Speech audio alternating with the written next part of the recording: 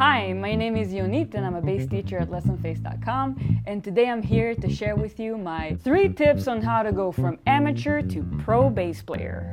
Tip number 1, use ghost notes. So this is a very important tip because the bass is a rhythmic percussive instrument. Now a lot of time we tend to forget it because obviously there's scales and root notes and all those stuff that we need to remember. But really there's a huge difference when you actually put to use ghost notes. Okay, now ghost notes, you may be familiar with drums. That's an instrument that really takes advantage of ghost notes in the groove. But bass can do it as well. So before I even show you how to create ghost notes on the instrument, what I'm going to show you is the difference between the line when I play it without ghost notes and with ghost notes, and then I'm going to show you how to do it.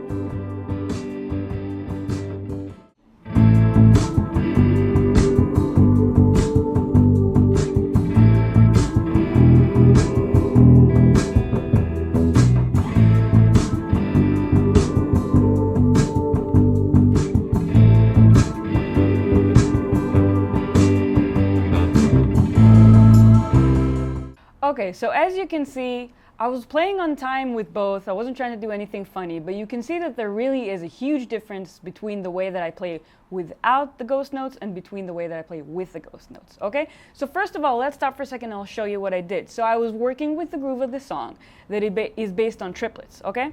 So I was playing without ghost notes.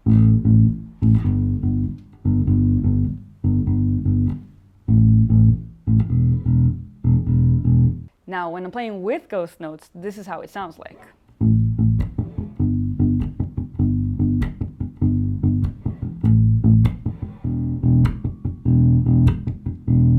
So basically what I'm doing is I'm putting an emphasis on the subdivision of the song, right? So I can really feel those triplets going all the time.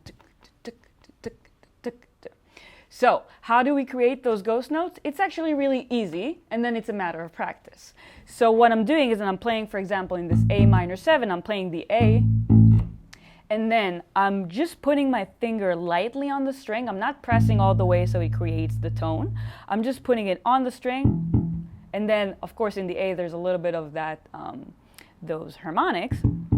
For that, I can also use the rest of my hand to kind of cover that up, and then you can hear this is a ghost note. So that's really what you need to practice at first. Highly suggest that you don't take like a lot of notes, don't take something super complicated and then try to practice it. Just take one note and try to practice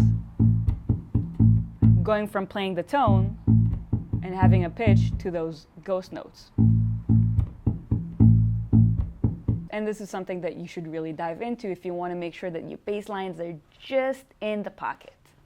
Tip number 2, play the changes according to the position of the chords. Okay, so what do I mean by that? You may have seen that when I was demonstrating the ghost notes before, that I was moving with my first finger from the A to the G.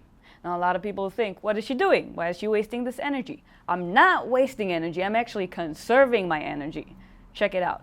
So what I'm doing is I'm moving from A minor 7, which is the chord that I was playing, to G dominant 7.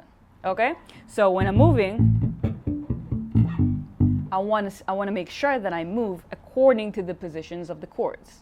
Okay? Now moving with my first finger and not my second finger because it's easier for me to mute and do those ghost notes. But my intention is to go so that when I'm in A, I can play all the pentatonic scale that I want to use for my bass line. If I want to use maybe just a chord, maybe I want to use a whole mode for that. I want to have the options right here because I may not use it every time that I'm playing that change, every time that I'm playing that A minor. But if I want to do a cool fill or if I want to do something that's a little bit different, I want to be able to do that with the shape just laid out in front of my fingers, right? So I can do this, and then when I go down to G, I'll go here to do the ghost notes, but then I'll have my second finger here so I can play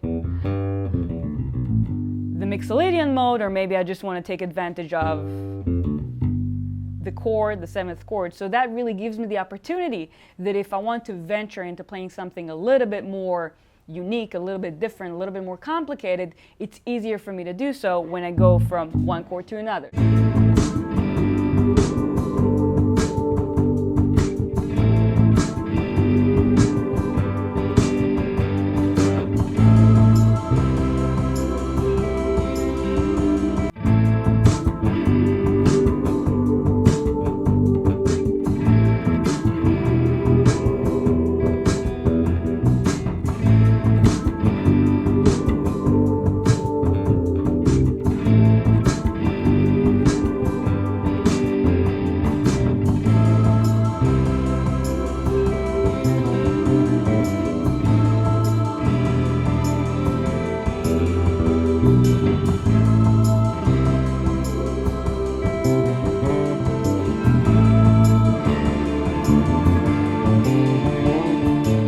So that brings me to tip number 3. Tip number 3 is probably the most important thing that will separate you from an amateur to a pro bass player. And it may sound easy, but it's something that you have to experience for years. And tip number 3 is develop your bass line with the song. And this means that you need to be true to whatever the song brings. When a song is being produced, when a song is being written, there's different dynamics within the song.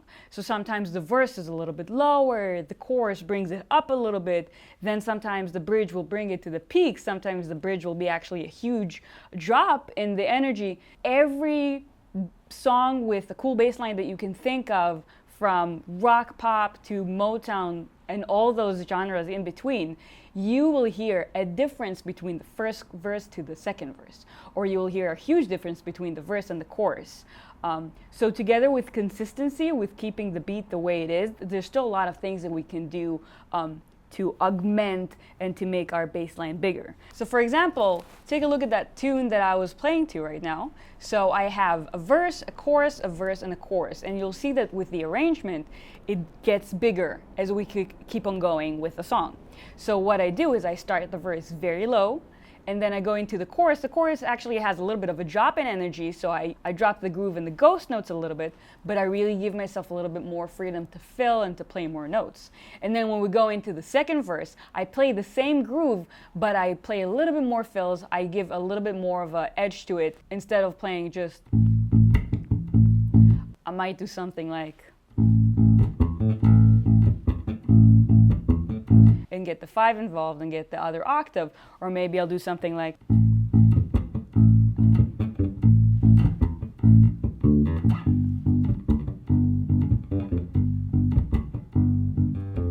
so you can see that like I'm changing things in my groove, but I'm not changing the basic element of my groove, which is but I'm adding more notes from the chord or from the scale and make it a little bit thicker, at the same time not overwhelming. Okay, so that's like the progress that I'll do between verse 1 and verse 2.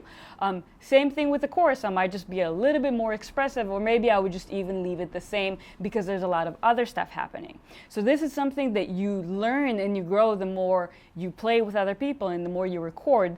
And always, always, always listening to everything that's happening around you. That is the most important thing as a bass player that's playing with other people. So these were my 3 tips on how to go from amateur to a pro bass player. Obviously, there's a lot more to do. Even those 3 tips that I gave you is things that you have to practice for a long, long time until you master it. So don't worry if it takes you a little bit longer than you thought to really get the hang of those tips. There's so many other things that you can work on, articulation and theory, and there's really a lot of things to dive in. But these are 3 elements that I think maybe could shed some light on your bass playing if you feel like you're stuck in kind of like an amateur bass level. Of course, if you want to know more, you're more than welcome to book a lesson with me on Lessonface, or check out the other cool bass players that we have here. Thank you for watching, and I will see you soon.